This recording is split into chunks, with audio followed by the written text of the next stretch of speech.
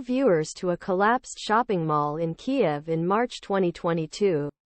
Yaroslav Trofimov is the Wall Street Journal's chief foreign affairs correspondent.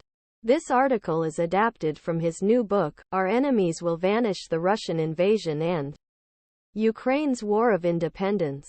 Ukrainian Foreign Minister Dmytro Kuleba was flying home from New York on a Turkish Airlines plane when Russia invaded.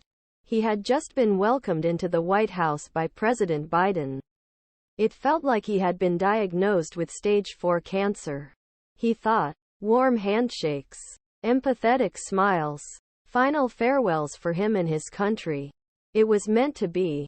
In Washington and most European capitals, no one expected Ukraine to survive February 2022. CIA Director William J. Burns secretly flew to Kiev at Biden's request and warned Ukrainian President Volodymyr Zelensky that Russia was planning to assassinate him.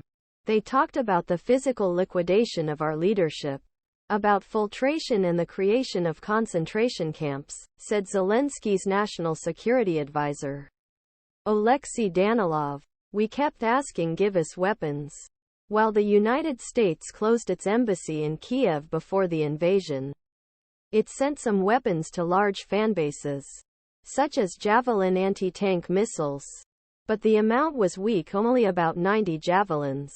According to Danilov, then British Prime Minister Boris Johnson overruled domestic objections and authorized a heavier payload of approximately 2,000 NLAW missiles, while also reporting on the hopelessness of the Ukrainian case. Still, these were weapons best suited for a guerrilla campaign, not a conventional war. At that time, the military leadership of Ukraine, under Gen. Valery Zaluzhny, had successfully kept Kyiv's war planning secret, not only from the Russians. Neither Washington nor many senior officials in the Zelensky administration knew about Zaluzhny's plan. We were pessimistic about Ukraine, in part because the Ukrainians did not share any of their preparations or planning with us, a senior Pentagon official told me later. And the preparations and plans they shared with us were military deception. Western governments were stunned by the pace of Russian advance and heeded Russian President Vladimir Putin's warnings not to intervene. Johnson called Zelensky with an offer to arrange an escape, one of many such calls the Ukrainian president received.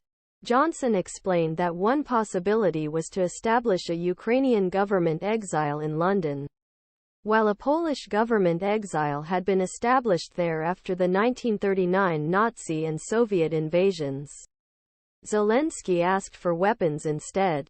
Poland, perhaps because of its history, was the only nation that did not despair in those early hours.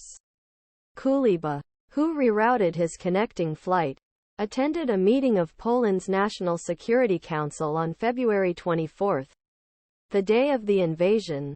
The Polish government, like other NATO members, was told by alliance's intelligence that the rapid collapse of Ukrainian state was certain. Poland